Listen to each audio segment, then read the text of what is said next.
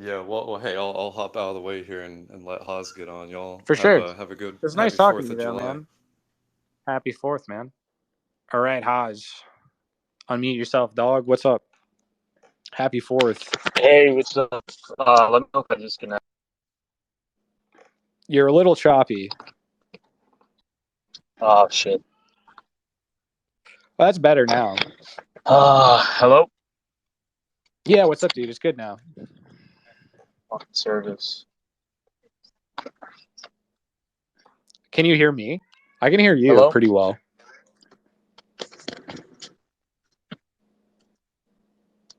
Yo, Hello?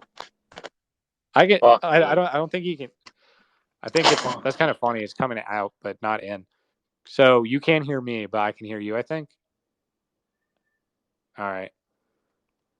In the meantime, as a burger, give me a quick question or something if you can. I can help you out real quick. Hello. Hopefully, Haas finds service. What's up, man? What's up? What are we? I don't know what the topic is, but Shooting fireworks at the Antichrist is right there. right. All right. So we can do that. Boom. All right. Before I'll get off soon. I'll and let Haas speak. Let me just say, you guys are a bunch of faggots, and Oh, cool. and the legal embargo on Cuba. That's what you should get out. He did not have very much conviction in his voice. I feel like he was scared to do that, which is sad. Yeah, that's kind of a crazy. I was not expecting that kind of person to say faggot. You're talking about Cuba and shit. It's kind Yeah, no, that was like he really had to try to say it. Like it sounded like he was like swallowing as he said it. That's rough. I didn't know I was so intimidating. I think it wasn't you. I think he was like, it was his first time saying faggot, and I think there's a new thing where like the homosexuals are reappropriating it. So he probably was just like really excited to say that word. Oh, that's cool. Yeah. Anyway, happy Fourth, by the way. Happy 4th, dog. Yeah. I've been spending the better part of, the past few months just thinking about, well, the theme of today, America. Yeah. And I really regret that I'm kind of writing like a thing about this, and I wanted to finish it today, but I couldn't. So that sucks. Yeah, I feel you on that. I'm making a pretty like America centric video that there's no way I could have finished by today. That's really cool. Oh, video, wow. Yeah. Yeah, I think I'm gonna do some like video essay, like kind of more video art type thing to explain some shit. Yeah, that'd be really cool. The thing I've been thinking about the most is trying to understand America's place in world history, because given this, there is something obviously world historically unique about America as something that's the culmination of, let's call it, Western civilization, but which also touches on the eastern part, right, through the Pacific. Yeah. So America has functioned in a way already as a kind of world land bridge, like what the LaRouche people talk about. It's, Yeah. it's a country of highways connecting seaboard to seaboard, which is also kind of the highway of the world, driving this kind of globally integrated system. Thus far, it's no longer doing this. China's taking its place. But this has been its significance. I mean, we talk about globalism, and it's true, right? But to what extent is that all America is in a way? Like, without its connection to the world, without being the land of the future, would America even exist? I mean, what would the content of America even be? So I'm trying to really think about America's long-term place in the world. For example, in the kind of multipolar age, and it's a very Well, I think that like America, like in being like, I think it'll always have that as a sort of relation. Like, I don't think it's going to like balkanize or anything. If anything, I think it's probably going to, like, expand, like we'll probably see more of like a Pan-American state of the future. I think one way or the other.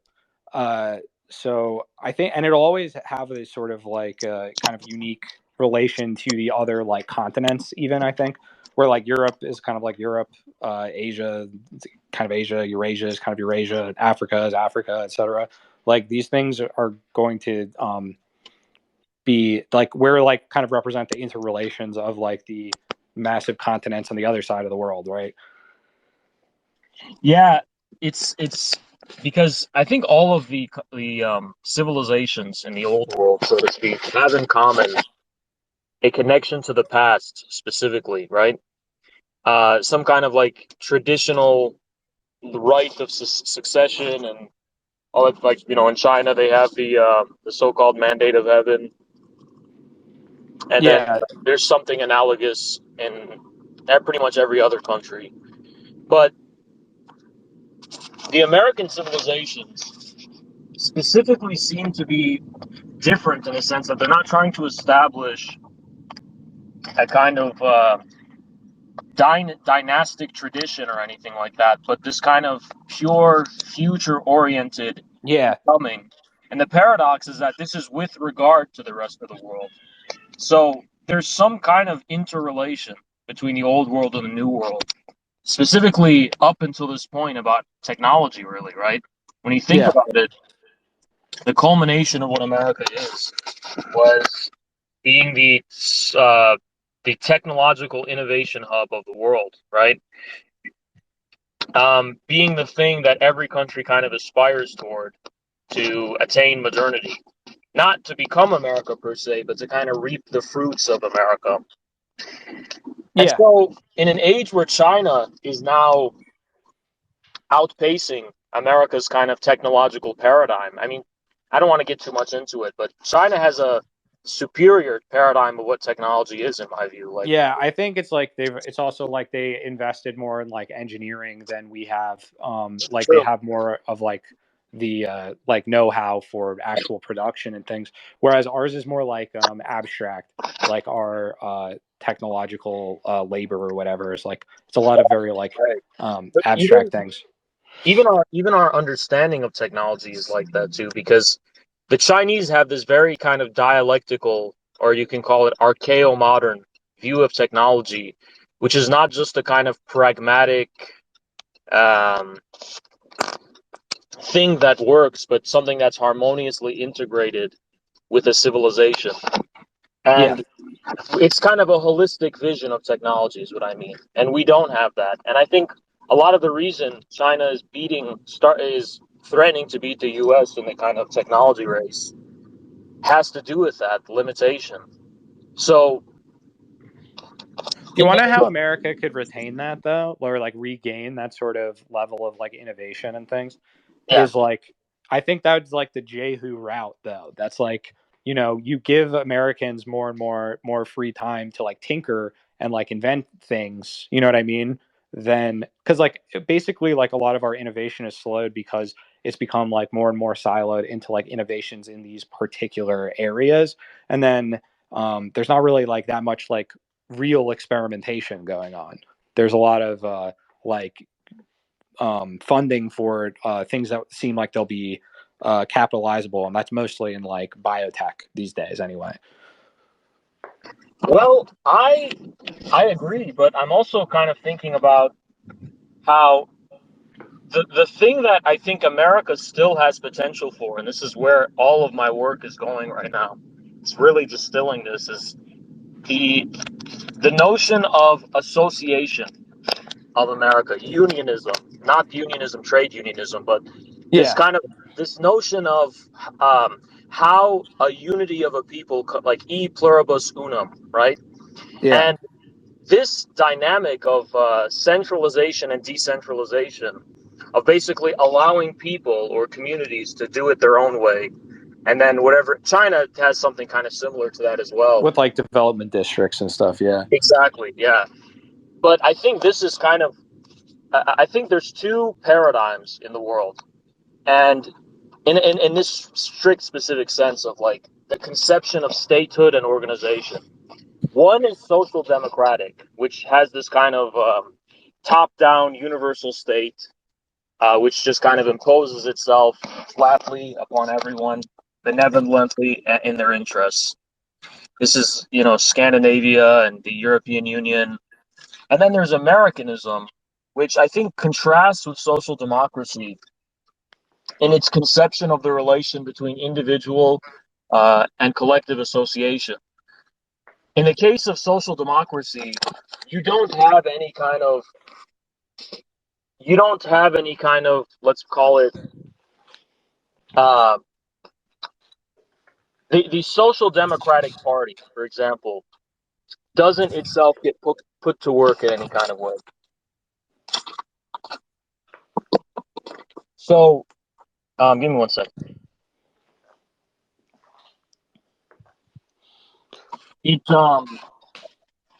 Sorry, I had something interrupt me.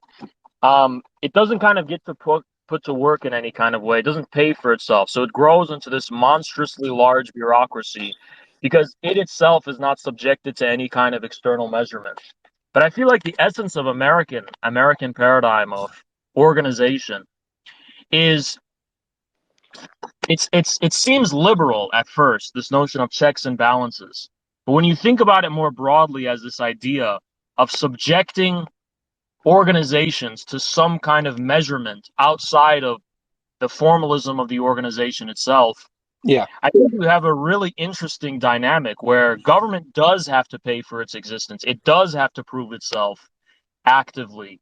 And it can't just be there as this kind of pretentious bureaucracy, this veneer of, universalism that just doesn't pay for itself in any way.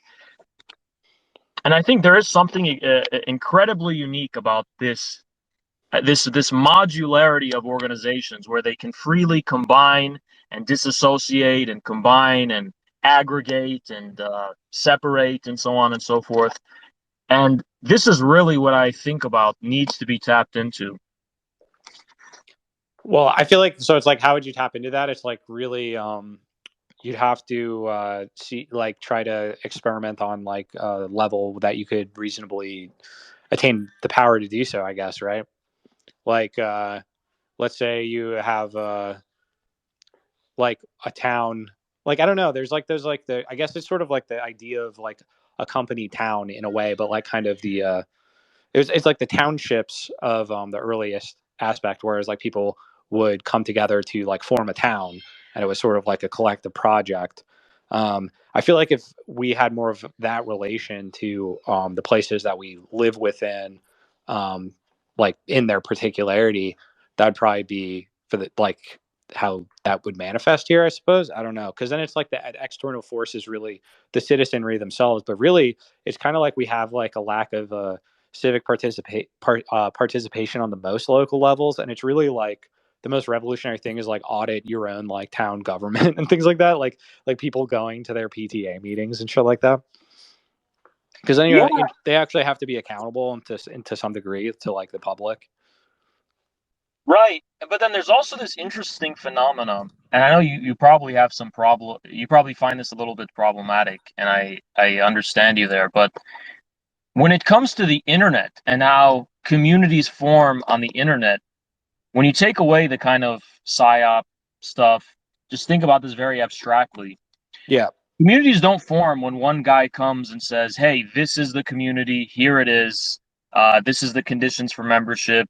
Yada yada yada." It's this kind of spontaneous association of virtual, in both senses of the word here, because it's literally on the internet, identities, which only succeeds in becoming a community when it becomes beyond the sum of its parts.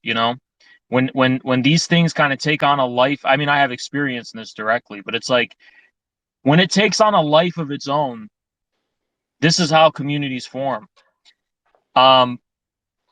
And isolating that specific transition from quantity to quality, like when does a group of people associating become a community, right? When does that become more than the sum of its parts? Has been a really interesting experience. And I think it has it should have implications for what organization should look like beyond this kind of social democratic party, right? Like, why should it be that? How can you mandate popularity? How can you bureaucratically mandate success? How can you Yeah, bureaucratically mandate a real kind of authentic, successful unity of people, right? You can't. But that's where everyone begins. Every so-called socialist or communist party is just two or three people declaring themselves to be the communist party, right? yeah. But what gives you, you can't bureaucratically legislate and mandate your status as a Your communist unpopularity, party. yeah. Exactly, yeah. Being like, actually, we're the good guys. Right, exactly. Like, or even worse, they're like, actually, we are the most advanced section of the proletariat, Yeah, yeah, which is something they oftentimes say. And I just have to think, I mean, that may be so in your head or by some formal like criterion you've pulled out of your ass, but like, is that actually the case? Are you actually yeah, that leader you profess to be?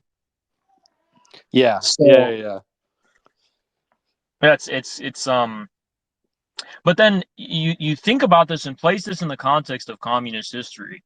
Think about the internal struggles within communist parties that were ruling, like Stalin's struggle with the bureaucracy and Mao's struggle with the party lords and party bosses. yeah, And you have this struggle, in a sense, between the American way and social democracy.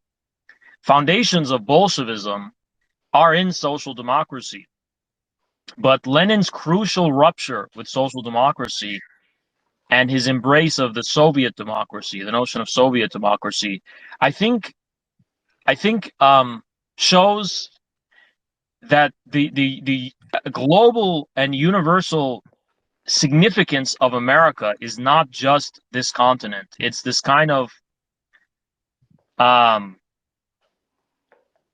this kind of struggle. I don't want to, everyone says modernity and nobody like can define it, but it's this internal battle of modernity between its evolution into the social democracy and then some kind of ambiguous free association unionism that we find to be epitomized in America.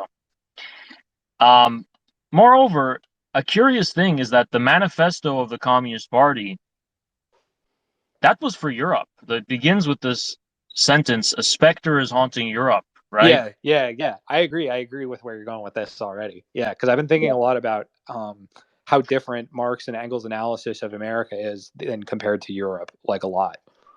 Right. And the whole, I think there's something about the Communist Manifesto kind of seems like it's implying like America is already the democratic republic. Even Marx said America is already a democratic republic. It's not going to have this. I mean, this was before imperialism and the bureaucracy, but he thought at that time it's very possible communism can just come to America peacefully, right? Yeah, In the context of when he was writing, before yeah, this yeah, kind of yeah. imperialist Well, it's also bureaucracy. like at the time, like it's like they were pretty like the Union, like these kind of the like Union Republicans, Lincoln style Republicans at the time. Like a lot of them are pretty much in the same like world Right. as the European communists. They're just not like it's not really relevant Yeah, because yeah. the German communists are volunteering for the Union Army yeah, yeah, like yeah, very seamlessly. Yeah, yeah.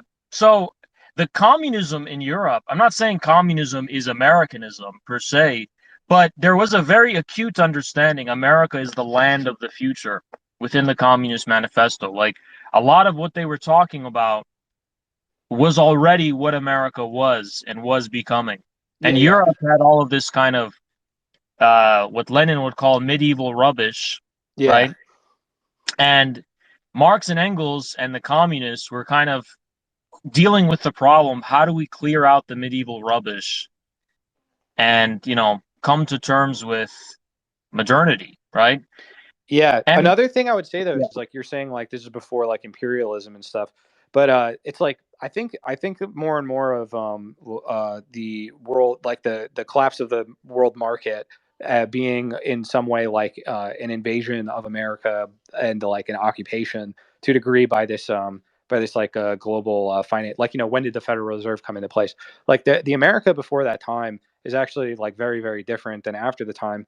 And it also, America starts to be haunted by all of this medieval rubbish, like in a way that it hadn't been prior, where like we've been kind of weighted down now because it's like we're like the protectors of Western civilization now, which is fucking ridiculous. You know what I mean? So at the same time, it's Right. like you're saying it, like I agree with you that America, like in its like positive form, like in its own the reflection of itself as like the land of the future. That's generally the redeemable aspect of America. But America is also like the dustbin of a lot of this, like especially medieval garbage. Like, you know what I mean? Like we've got like fucking Yeah. weird like Renaissance, like the Renaissance fair being as like a like these sorts of things as being kind of imposing themselves on American forms. We get a lot of Goethe has a great poem, I believe. I think it's Goethe, but America, saying that that they're like the land of the future essentially, and that they shouldn't become like haunted by the basalt and like knights and ghosts of Europe and things like that. So then it's like Oh we yeah, start. I mean, look at our Halloween culture. I mean, it's direct.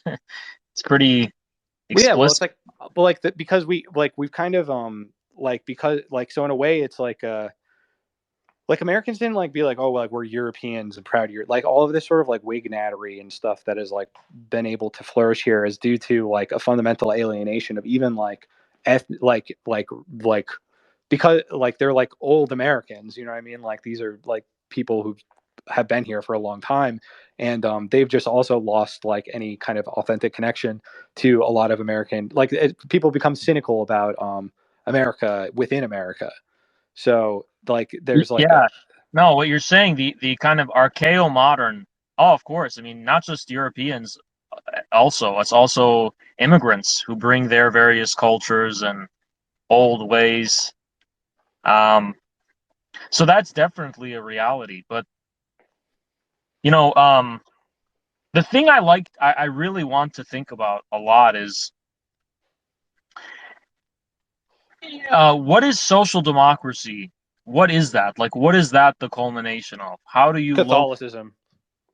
Well, that's a really interesting perspective, actually, because there is something which kind of there. It seems like, in a way, at least, social Listen. Do you know democracy what the truth kind of. is? I thought about this. I thought about this. You know, everyone's complaining like, "Oh, these people never call themselves communists, etc." Yeah, because all of the discourse about these subjects that happens in America is done through the language of like church and like associationism, as you're sort of saying, right? So it's all actually a description of churches and religion, and these things are considered as like voluntary associations in America. We don't have like a state religion, etc. So when all these people like the sort of like American libertarian types in general, like people who are like the MAGA types, when they're talking about communism, they really mean Catholicism, like historically. That's really like, and they really mean social democracy. You know what I mean? Yeah, yeah. I mean, with social democracy in particular, I've noticed something about Marxists in the United States. All Marxists have come to the United States with a veneer, with this kind of pretension that we are more backward than Europe. Yes. Even the most radical of radical communists say, look, the Communist Manifesto was written in Europe. We have to conform America's conditions to Europe. And they look to Europe as more progressive, as more kind of This land is of the a. future. Have you seen a Hail Caesar, the Coen Brothers I movie? haven't. No, I Oh, saw you the. have to watch Yeah. it. You have to watch it. But I think about this a lot. There's a whole section on like Hollywood Marxists and stuff like that. Like all of these like they have like a meeting of like these like Hollywood Marxists. It's pretty good. But I was out there in SoCal, and I was out and I was like, oh, why do I recognize the name of this place? And I was like, oh yeah, Palisades Park in LA, which is a really nice spot, is where a bunch of these like German like Marxist intellectuals who got brought over here through the OSS and things like that. That's where a lot of them got planted, and also a lot of like the Weimar era like film industry got moved over there as well. And they kind of have this like Humbert, like Nabokov's like example of this. These sorts of like elite like European intellectuals who are like on the side of like basically social democracy in that time period, fleeing to America, and then just looking around and being like, oh, America is like a fascist dictatorship. while because they're actually involved in this like war machine that is the same thing as that dictatorship, but like they're helping produce it at the same time. So then you have things like, like the culture industry and all of these like new leftists or whatever, and it's kind of like they're doing an alienated like self-analysis of their own class's role in American history, actually, but projecting all of the blame onto like the American, like the people who had been there already. Right, and now that you mention it, you mentioned the word new left, and one thing I cannot directly blame Europe for, but maybe you can help me on this front, is maybe not so much the new left, but the hippie movement in the West Coast, which I think is a huge part of America's cultural history. I mean, Yeah. where does that come from? What tradition does that place itself within, you know? Well, there's a lot. There's also like the Jesus freaks at the same time. So like, there's like a whole lot that's going on. Like the hippie movement is kind of a kind of catch-all for like a lot of just developments at the same time. You know what I mean? Like it kind of got put under because like it was basically this is the most free time Americans had ever had. So people were doing all sorts of shit. You know what I mean? At that time, it was like probably like the peak of American living standards. And people, they could go to college very cheaply and they could just like just like do whatever, and people hadn't done any of this shit before, right? It was like still extremely novel to like put together like a massive like all these things we take for granted now as like American culture or whatever were kind of just like produced by this generation with like a ton of free time and means to just like produce like new things, like that. So Yeah, but there's also correspondingly, there's this kind of really strong suspicion, and you see this actually in today's right.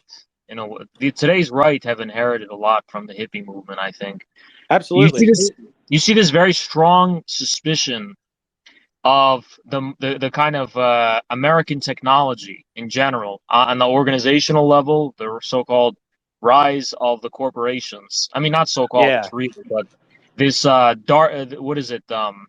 ARPANET kind of Yeah. this paranoia of cybernetics, right? And how Yeah, it's just like Pynchon novels. they're Yeah. controlling us, right? But what two distinct tendencies of American uh, national character does this because both are American, right? DARPA and ARPANET are the epitome of American civilization, but it seems like the hippies are as well. So what is that speaking to? What division does that speak to? You know? Well, I mean, they're kind of ultimately the same thing. I mean, if you read, have you read, how many Pynchon novels have you read? Like, because it's all like investigations into like these exact crossovers, and like there's not really a distinction between them. I think that they're the same sort of impulse. This because they are like kind of creation, like associationisms, and there's also just the general American like fuck it, let's try it out. Like we have uh, a relentless capacity to just do experimental shit to just like see what happens in a way that other like other places would like consider crude or like primitive, right? Where it's like like you could look at like something like Jackass, for instance, right, as like, oh, this is like crude primitive American culture, but it's also actually like if it was a French filmmaker making it, it would be like considered like a Jacques Tati movie or like some satire with all these things to say about, you know what I mean? Um, so in the same way, like I don't see a real distinction between the hippies and ARPANET. I see them as like the same thing, and they come out of the same sort of impulse, which is this to create the future in the present through some sort of association. Yes, and then now that I think of it, it's like you're also dealing with this thing where you have the American pragmatic spirit epitomized by the hippies, which is this view which according to which, we will just from scratch try this and see what happens, like you say, right? Yeah. Uh but here's where the hippie suspicion or paranoia comes from, and this maybe tells us something about the development and telos of American civilization. The suspicion is that we are not starting from scratch. Somehow, what we are doing Has been is done. Yeah. is not just it has been done, but we are just conforming or falling into the trap of some kind of uh, control. Like, we are being controlled. That's what the man wants you to think. Like, Yeah. you think you're just doing this from scratch, consuming whatever, but that's what the man wants you to think. So it's this kind of spiral of paranoia that comes from a recognition of the inescapability of control. And control, which has been the conclusion of American pragmatism, because see what works. I mean, all the cybernetic system of control is kind of establishing consistency for what works. Now, the consistency of how things work usually takes the form of tradition in the old world, right? Yes. The dynastic traditions in China. Well, they work, yes, but that's a sacred tradition. But cybernetics desacralizes the consistency of pragmatic products and work and kind of turns them into a technology. What works, what doesn't work, right? Yeah. And there is something irreducible, there's something quasi traditional about that. All of the kind of atavistic collectivisms, cultural traditionalisms, all of the impulses. I mean, people talk about the alt-right and stuff. Yes, of course, all of the racism, all of the um, religious fundamentalism was a big one that happened in the 80s with the evangelicals. All of this kind of stuff that's part of the rubbish bin of Europe returns in a new, more chaotic form, which is a conclusion of American pragmatism, not in opposition to it. So this is really what gives me trouble, really. Like, how to think past this contradiction between the pragmatism and the conclusion of pragmatism, which is the reintroduction, the recreation of its opposite, which is kind of the return of a sacred. Well, I think I mean, I've stumbled into the same thing myself, man. I don't know. I don't know how to answer that really simply. I'm trying to think about it for a little. Let me think. So it's like, because our pragmatism has ultimately, like, we don't have it's a like market pragmatism, or a market sacred, like, in the sense of, if it sells, it sells, and like, it might not sell forever, but if it does now, then, like, there isn't really even, it's kind of like a little loss of our future. It's kind of like the present, the like overwhelming um specificity of the present, I suppose. That's the issue, is that, like, Yeah, yeah. the present is like, it is so overwhelming that it kind of leaves no room for the future, um or the past. Like, the future just becomes this, like, it's going to just become more and more overwhelming. Like, that's generally what people's worldview of, like, is like, oh, like, this, be living in America is just going to become more and more overwhelming until, like, we all die or something. Right, right. It's thinking, but maybe something from the American religious Puritan and Protestant theology, maybe that religious tradition, the Great Awakening, for example, can offer some clarity for how to make meaning out of this kind of total pragmatism. Because before, you could make meaning out of it because there was at least the semblance of this texture of, communities and, collective associations. But now that everything has been uh, suspended in this process of cybernetic control, this total pragmatization of all society, how to make meaning out of pure meaninglessness, pragmatism. Maybe that's the principal question of Protestantism, right? Like, how how do you kind of derive um, the meaning of God, the meaning of faith, and so on, amidst a seemingly completely meaningless, chaotic world? What do you think? I've been thinking about how, like a lot of this has to do with like a lot of like vitalism in America, like in the sense of like impulse and like do and like will and things like that. You know, like America is about like feats of strength and things like that. Like, you know, and the extremes that people can be pushed to under duress, stuff like that. You know what I mean? That's like also a big part of this. Like when it's like, well, let's see, like let's find out. You know what I mean? That type of thing. Like we like seeing things pushed to beyond their limits, even. Um, and I think that's been true for a long time. But like really, the most difficult thing. That we've also like kind of don't have is an appreciation for leisure. Like that seems to me to like what to do if like in your free time is really this major question, because people are in America are almost afraid of having free time because they're like so anxious about becoming overwhelmed or falling behind on things that they already know they should be doing. That's kind of like a general feeling, right? Yeah, yeah. Um, So it's like, and it's like people have this it's this like despair over like wasting that time that you have because you're have so little of it and you're being like squeezed for it, like not just like but also like your attention and things like that. So it's like, you know, people get upset when it's like, you know, you're like, hey, you should like take better care of yourself, or like, hey, you should read a book or something like that. It's people get mad at that because they're already being pressed to their limits. So it's kind of like I feel like the like but then like the sublime in America in this sort of pragmatic sense is um that is that type of is like vacation. You know what I mean? Like everyone's working for the weekend, like that, like really like the sublime, like the sacred in America is like the most present thing, the obvious thing, I guess, the weekend, like having time off.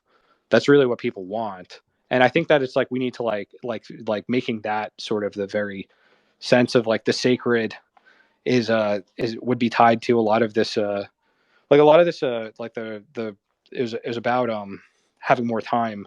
The early like was like the reason why we're working so hard is so we have like more time, you know, so we can like accomplish these things, so that we can enjoy like the actual meaning of our lives, which is not engaging and all of this, but like, you know what I mean? yes, but I at the same time, since we've entered into increasingly consumer-oriented economies, where algorithms are kind of defining the patterns of the free time we consume, right? I mean, Netflix is something we consume in our free time, for example. Sure. Um, and so I still think there's a kind of, I think there's more to the culture war than just the psyop. It's also a conflict at the level of like, what is the meaning of these things we're consuming in our free time, or the way we identify each other, or even like, for example, why was there no gender problem in the early 1900s? Because everyone was working so much, right? Well, Now it's because we the have, technology wasn't like there. yeah, yeah, true. But now people seem to have thought to spare on this matter, which they didn't have before. And I Well, think a lot of that's the due to conflict, yeah, it's due to pornography. It's just due to, and sure, that's due yeah, to the internet and various other things. Like really, because it's like, you know, like sure. what?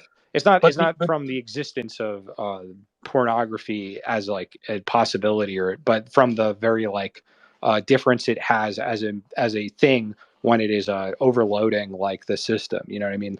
Like where like that's like a like is there's a difference between these like boomers and Gen Xers who talk about their like hustler magazines or whatever the fuck that they like that like existed in this sort of like discrete form, compared to like what pornography actually means when it's applied to like a cybernetic system, because it's like, sure. you know what I Yeah, yeah, mean? Because the yeah. regulation But basically on a all hormonal other, level is right, like direct. but um all of the other culture war problems that arise from the same kind of locus of consumption, right? Um Internet specifically, yes. Well, it's like Absolutely. overconsumption. Like the thing is like free. Like people are like it's like addictions as well. Or like you're saying like Netflix is Yeah. something people watch in their free time, but Put it's it this also way. like how much Yeah, of this is like are these like addictions in a way they are. where And I'll give you a better example than Netflix. You know, someone can be jobless, literally not go to work, but they will have a full-time job, not getting paid any real money, playing like World of Warcraft, like immense amount of hours playing these video games, yeah which have all of the grind of work. It's literally grinding, is what they call it in the video game, for yeah example. But the satisfaction is this purely kind of psychological one. So, you know, I think I would like to introduce a problematic within. I agree we must enter the era of free time, right? But just like how Mao said there's a class struggle within socialism, I think there's a contradiction within free time as well, specifically in in the American context. I agree because I think it's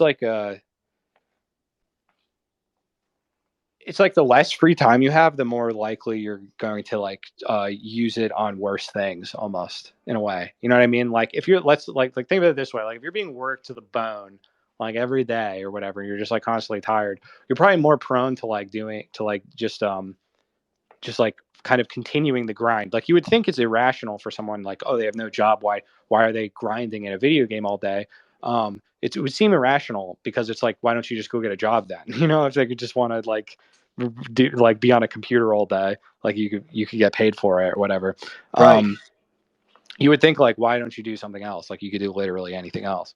But if it's kind of like a form of like punishment, like self punishment in a way, like to continue the sort of abuse. I don't Also, know. also another thing is it's a way to escape the angst of the passage of time. When you're playing these video games, you forget your problems, you forget your obligations and your duties, and the tax collector and the job, Yeah, whatever unemployment office. So, what I think is, to what extent should free time also be understood as sovereign time? Because yeah, isn't yeah, isn't it an issue not necessarily that people don't want to work, but that they want to work for something that is irreducibly theirs alone, yeah, right? And it's like the ultimate form of free time to me is sitting on a chair and staring at a wall for 12 hours. Why? Because it's completely has no utility. It's completely devoid of any utility for any other purpose other than this kind of contemplation and stillness of being, which I think allows an individual, paradoxically, to reacquire a sense of this is my time. This is what yeah. I will make of it. It's mine, It's like no one like else's. meditative practice, basically. Time for prayer Even in a way. even that kind of like somehow fits within you know, the realm of function. Like I meditate for this reason, or I do this for this reason.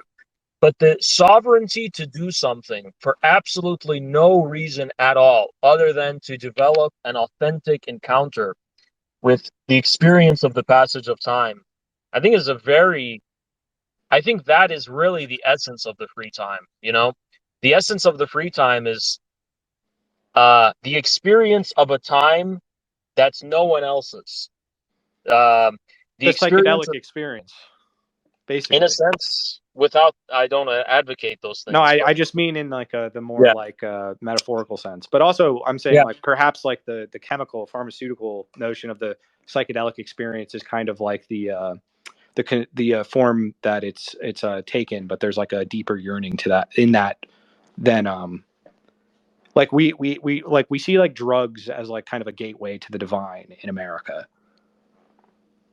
Yes, yeah, yeah, that's true. And it's another thing is like I think the ability to relate to time um and to really experience some authentic passage of time. And then I think that's where the real work the possibility of real work begins. This kind of pure linear, the dominance of this pure linear, repetitive, bureaucratic time that says, you must do this by this given date, or you must do this now. It's like, well, what if I don't do it? Let me experiences the consequence of wasting my own time. Let me experience the decay of my own body. Let me experience the decay of my own garden. So I can really have a sacred relationship to the process of becoming itself in nature or in reality. And I think that's the beginning of American communism, where work is life's prime want because it is work out of a true, authentic necessity, not a necessity imposed upon you for a reason you don't understand, but a necessity that it's a pure kind of insight into authentic necessity as the basis of work. And that's what you don't get at a kind of working at a job, for example. You're doing it because your boss told you to. You don't actually really know why it's necessary, you know? Yeah. But this I think one of the ways I'm really suspicious of this notion of like returning to the mythological. It's kind of like to explain the kind of cybernetic process, we just need to realize that cybernetics is a kind of shadow of this more ancient, archaic. This is kind of the Nick Land view, I think, which Yeah, is yeah, that yeah. cybernetics is a way to access the pre-modern mythological and so on. And the reason I don't think this is adequate, at least within the context of America, is there doesn't seem to be any kind of mythological framework that would be anything other than a theme park dressing. It's like Disney World. It's all this robotics and machines, but you dress it up with Mickey Mouse, and yeah, you're giving it meaning. You're subsuming it somehow, but that is never quite adequate. Um, there's something real about, you know, there's something real about the pure neutrality, meaninglessness of the cybernetic process that I think Americans are uniquely tasked with really making meaning out of, right? Yeah. I know what you're saying. Yeah, it is really like our thing that we did.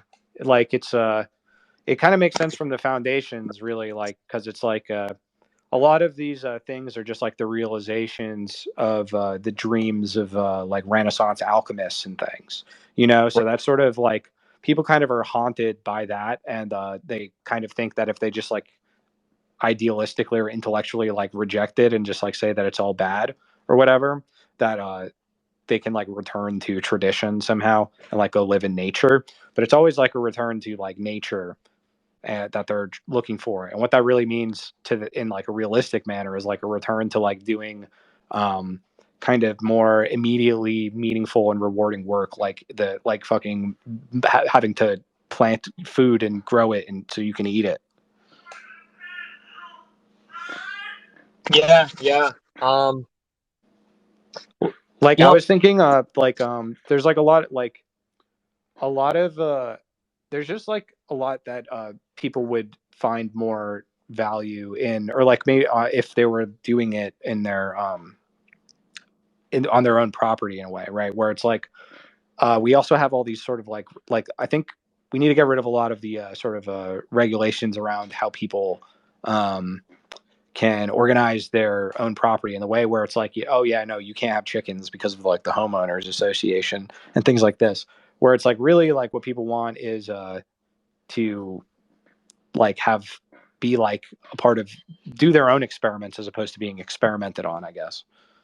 Like, can I grow what like I'm gonna grow potato like there people always are like Americans are also full of these these like schemes, you know? It's like Ed and Eddie, like everyone like the sort of scheme. People want to Everyone's got a hustle or like an idea or some sort of thing that they imagine that like if they work on that, it'll be like the unalienated labor or whatever, that they'll do that and it'll that's what they would do in their free time. Yeah, it's like a right to wastefulness. You have a right to fail. Yeah, let me do like really stupid shit that's probably pointless, and But no then one will care I about. think the great thing about cybernetics is that for the first time, it's a framework that says, okay, we're just going to assume you fail, right? And then you succeed. Oh, well, if you succeed and make it efficient, then here's more resources because you proved it, right? And then, but Yeah. we're just going to assume that's going to go no farther than it does now. But then it surpasses the expectations, so here's more resources and so on. So that's what cybernetics, I think, is tailored to do. It's cybernetics is views everything as the same in the beginning, but then once a pattern can be noticed somehow, then the means for creating expectations and so on and so forth are there. And that's also kind of the quintessential model of American organization. Like, okay, you're just an individual, be one, right? But then some successful community emerges. Okay, well, that community is a town, right? Yeah. And then it kind of scales up. But then what is the meaning of the unity, right? The union. American unity is kind of reminds me of a kind of Asiatic sublime emperor in a sense. Like it's not a it's see the Confederacy was created on this premise that the union is just this kind of aggregate of the parts. And then Lincoln and the Union was saying no, they're Platon. LaRouche was right about this. Like they were Platonists who say no, we're not just an aggregate of the parts. There is an irreducible oneness and unity of the republic that that is more than just the culmination of, you know, its components and in the many. So Yeah. thinking about that dynamic is always really interesting because America, on the one hand, is this pure, meaningless, chaotic, cybernetic, whatever process, and then there is this irreducible sense of unity, even more kind of sublime and grand and ostentatious or whatever as the kind of Mongol Empire or something, or the Ottoman state. So I think it's kind of like the sublime is kind of like a lot like hype in the sense that it's you'll see like eventually like you'll find out like in the like it you have no idea what's coming. Like you know what when it, like yeah, I think yeah, a lot no, of no, it's in the like terms of like the like QAnon phrases because they seem to like have relate at least to those people's sense of like the sublime. You know what I mean? Like they're like you know trust the plan like no like the greatest show like you know what I mean like it's I all mean these sort of like showman things. it's That's like the literally like sublime. Like you don't think the union's won? Like trust me. Like it's it's literally immutably yeah it's literally in the lyrics of the Battle Hymn of the Republic. It's like it's a future, you know, it's this sense of a shared future that will turn out all right. I think yeah that's what America is, you know. America is this pure insistence that we have a shared common future which will turn out all right. We don't know the details. yeah We can't tell you. It's going to be horrible and destructive, but in the end, it'll turn out all right. At the end of this kind of pure pragmatism, it'll be all right. You know, yeah I think it'll be a thumbs up. You know, yeah. Everyone kind of taps into that too, which is why like these sort of and it's like so then like things like ideologies kind of get like retrofit towards like here's how we're making like incrementally a step to that end where everything turns out all right. yeah, I think that's where we kind of are a civilization. It's really this kind of blind faith in the future that can't be justified by any prior tradition or anything prior. Yeah. But you know, I think about that in relation to other countries, and it's like, does this mean America has a universal mission? Which I am obviously against that notion a priori. But does it necessarily imply that it has this obligation to represent that just this pure kind of irreducible things will turn out well for all humanity, Yeah. or just us, Is America? And I'm not saying this has to be an imperialism or Yeah. American global system, but like, is America always going to be the land of the future where everyone's dreams and hopes will have experimental, fertile ground? But see, the problem is that it doesn't seem like it. It seems like China is doing a better job replacing that role, or maybe there's still something about America that I is think not China being. can't. The thing is, though, is that like part of that is like the faith in the future isn't about like the production of the present product, right? You know what I mean? I always think of like in Yeah, the show Silicon Valley, the Mike Judge like satire, where they have Jin Yang is in the house. He's like the Chinese guy in the house with the Ehrlich, who's like the kind of like hippie-ish um, uh, kind of goofy but like hype confidence man type guy in Silicon Valley, right? And he has like this Chinese like little like live-in like kind of yeah, yeah, comic yeah, relief character, yeah. but I the remember that. Chinese but so and he's always trying to get him to like do like the hardware, and he's just going to like do the marketing and like the pitch and like sell the vision of it, etc. Right? And I think that's kind of like the relation that America has with like China at this point, where it's like the reality is that they make all this stuff in China, but we actually make it. We actually just market it. We package it. We make the narrative around it, and that's what makes it. That's how what makes it sellable to a global market is our marketing. I think that has been true for a long time, but with the G era, I think China is assuming this kind of spiritual side role of But they're it's not starting to making. have. But they're not making like Hollywood movies that are like being watched all over. You know, this is what I mean. Where it's like, You're right, but I don't. I mean, Hollywood we know is in decline right now, and China is maybe not making movies for the whole world, but with China is its own world, and like China's sure, blockbuster yeah. movies today have they do better in the box office than the American ones in China now. Yeah, And but what I'm talking about is like more like fucking like Fast and Furious like 10 and the numbers, the box office numbers it does in Malaysia and Indonesia and all of Latin America and like all like even if America's government like and like things like that are losing like this sort of soft power that like China's kind of materially taking that soft power in in forms of like the Belt and Road Initiative and stuff like that, which would usually be something that would be like an IMF project or whatever the fuck, right? But no matter what, like the like Chief Key, like like fucking American pop music, like our culture, like our marketing, these sorts of things, like sort of spectacles that we make, do kind of we do kind of provide to a global audience you're right, yeah, that's definitely true now. And in a I way don't. that China doesn't.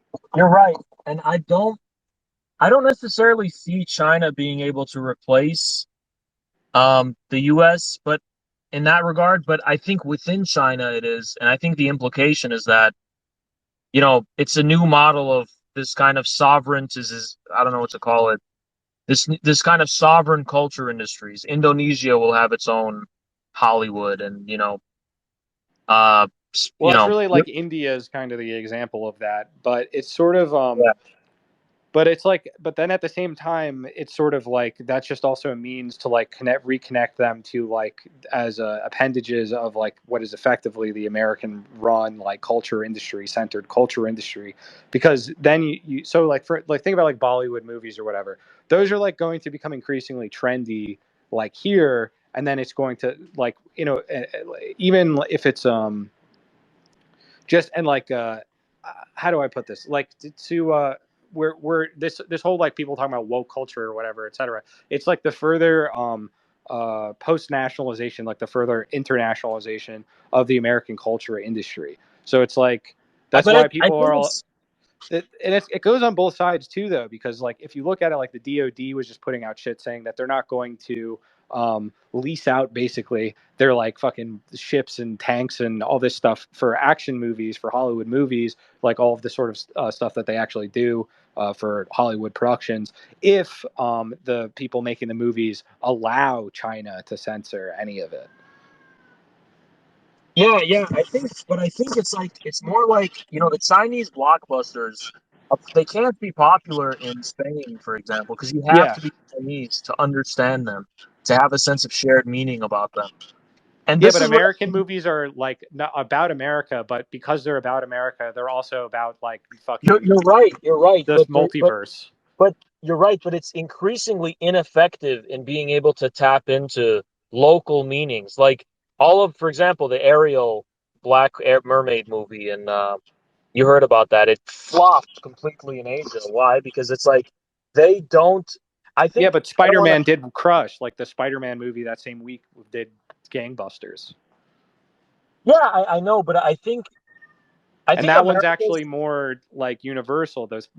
The mermaid one was like actually very parochial. It's like very much obsessed with like sort of like just doing like American race politics stuff, and like no one really actually wants it, and it didn't do that. Like it didn't make money. But like the Spider-Man multiverse movie is making a fuck ton of money because it's about like not even it's just about like this abstract notion of the future where it's like there isn't even one America. There's infinite multiverses. It doesn't take place I don't anywhere. know if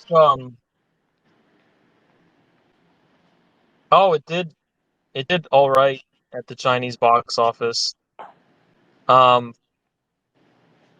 for the movies that are out now, it did, but I don't think it was like a huge blockbuster in China. It was just I mean, I'm just one of saying the- it made yeah. a there's still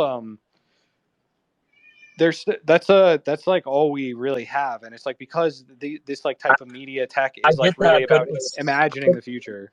but it is in a sense, all American movies are just becoming about technology. They're just ways of impress. The only shared meaning the world has with them is really being impressed by the technology. And then the narratives and the kind of themes of these movies have always been about this abstract individual liberty versus collective, expressing yourself, being who you truly are.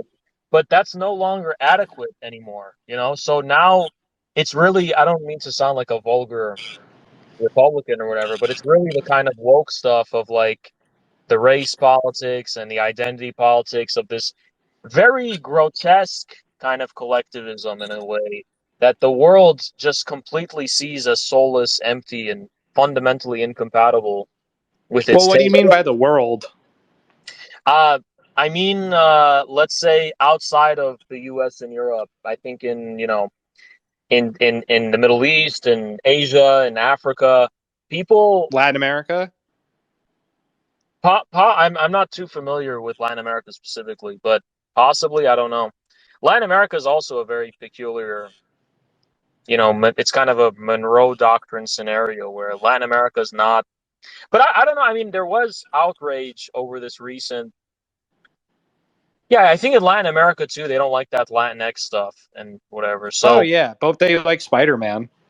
Like yeah, yeah, I know. Well, I think it's definitely not a coincidence that Marvel, has gotten to where it is. Definitely no coincidences there. But yeah, I mean, Spider-Man, SpongeBob, all these things are still yeah. staples across the world. But and then Mickey Mouse and stuff. But I guess I don't think that succeeds in exhausting. I think these are legacy kind of cultural artifacts increasingly, even for the world. They're kind of artifacts. And when we think about the future of like Huawei smartphone companies that are these new companies emerging in China, which are like ideological competitors to Apple and Disney. They're not just building the machines; they're like full-fledged brands of their own. Is the real word I'm looking for. like vertically integrated, like Yeah, like these. A brand is also an ideology. It's like a whole way of life, and Huawei represents that. Um, and that's increasingly the trend in China for all of the new kind of Chinese companies and really kind of repositories of patriotic feeling and so on. America, meanwhile, there is an interesting new development, which is the kind of warmongering, pseudo patriotism of Top Gun. yeah. Remember the movie Top Gun? I think that's the DeSantis movie. That's kind of a movie that. But what's funny about that movie is that it doesn't actually posit a real historical enemy. There's no description of where this whole military operation is happening. It's a completely abstract idea of a potential military operation, but there's no political stakes to it at all. It's completely Yeah, it's basically about doing a stunt. it's like Italian futurist fascism of just the pure kind of machine of the military. Admiring the pure mechanism of military power, Yeah, that's kind of where we're at on that stuff too. Like that every ad on YouTube for me is the fucking Mission Impossible movie where it just describes how they did a stunt. Speaking of which, did you know that one fascist, not well, they are fascist, that one transgender who fail doxed me? I don't know what their original name was, but they had actually written that Top Gun was like a revolutionary movie because it's emancipating the pure drives and pure flux of experience over and against established meaning. And it's like, wow, that's actually like one for one Italian fascist futurism in a way, Yeah, well, I mean, like that kind of makes sense. Like this is like the kind of it's like a sort of elite thing in the sense of the reason why this sort of like wokeness or whatever. This is a really like the ultimate like technocrat thing is to be like a cyborg. Like it's the complete. Did you see the Peter Thiel funded like enhanced human Olympics where it was like using the kind of the terms of like a woke ideology or whatever, like coming out of the closet and like trusting the science and etc. about the like creation of like an Olympics for people all on like steroids and things like that. Yeah, no, I didn't see that, but that's crazy. So that's what I was saying. Where it's like America's about like has like this this it has to like push it to like the limit. Like it want like Americans have this innate or like at least civilizationally, like part of what we're doing is just seeing how far you can push things in any direction. We kind of only learn things after we've already done it too much. I I'm reminded of this kind of video game, Bloodborne. I don't know if you probably heard of it because all Yeah, this, yeah, yeah. But I'm reminded of this kind of when you apply this pure paradigm of just technology, pure abstract kind of concept of strength, speed, success in the abstract, without any kind of determinacy. It really creates an in. This is the truth of the Chinese or Asian holistic thinking, in my view. When you have this kind of what you describe as like push to the limits just to see what can happen, and specifically when that's this is literally what the applied. Top Gun movie is about too. Like it's like Yeah, Tom yeah, Cruise like on the fucking plane going beyond like yeah. the limits, But etc. it's like there's a truth to that game, Bloodborne, where at a certain point you get what you want, which isn't what you wanted, sorry, it's not what you expected, because you were taking for granted. This is kind of an ecological point of view, in a sense. You were taking for granted all of these kind of holistic processes, Yeah, which were the ground you stood on. You just took that for granted. And now you've created a monster that's not just a monster in the sense of it's very powerful, but more a monster in the sense that it is an irrational, incoherent kind of pure grotesque monstrosity with no kind of rhyme reason. It's like I'm reminded of the bosses in Bloodborne, which are just these really they're just monstrosities. There's no kind of ecological logic to them. There's no like rational way for them to reproduce themselves as a definite existence. They're just this kind of look, when you take the innards and butcher them, you will get butchery, you know? When you take someone's intestines and, you know, string them out, you will get what you pay for, you know? Yeah, So, there's like that's the Blakean thing in I think it's Proverbs of Hell is too much or enough. So that's kind of the thing. It's we go too much, and then from going to whatever it is too much, we then step back to discover what is enough. But that's like the American way is we do way too much, and then we have to discover what's enough after doing too much.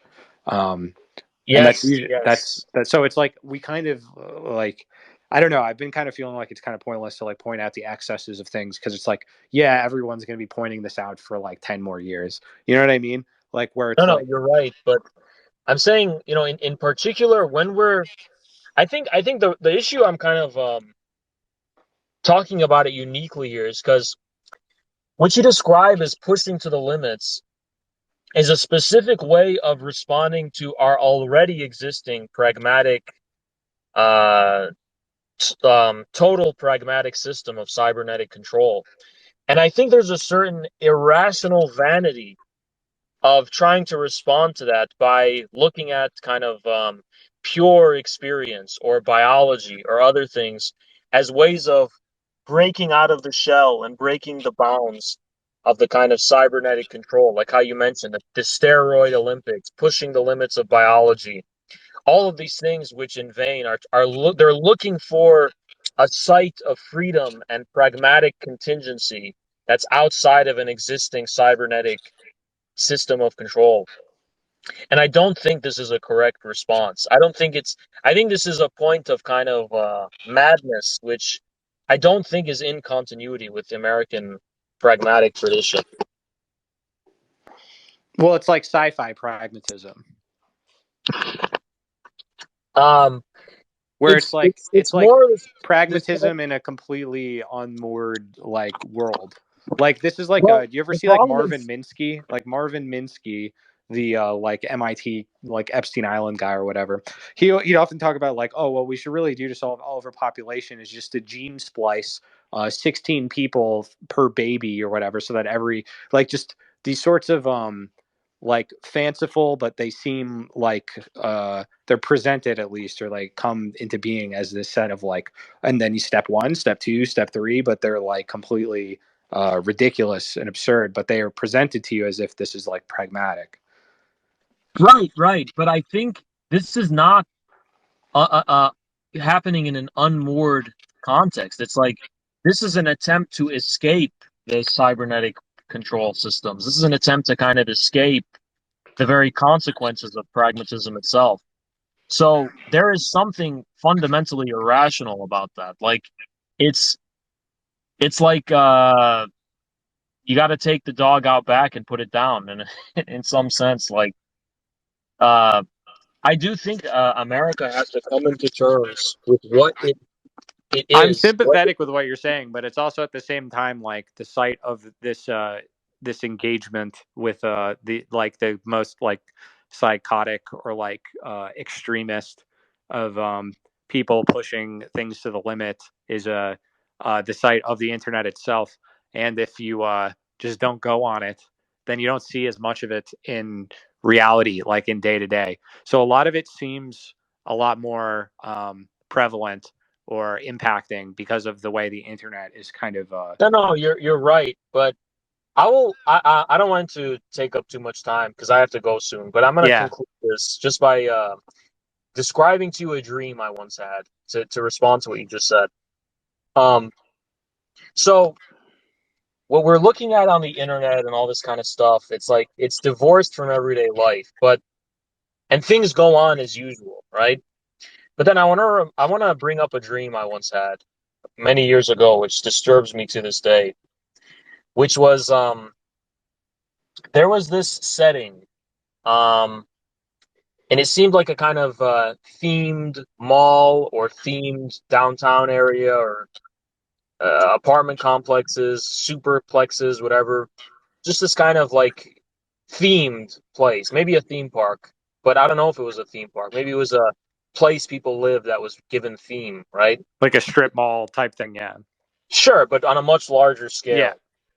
Um, and you know, you'd walk around in this place, and everyone's being normal. Everything's going on as before, normally, like everyone's normal, right? But then you'd see these posters, right? And there would be this clown on the poster.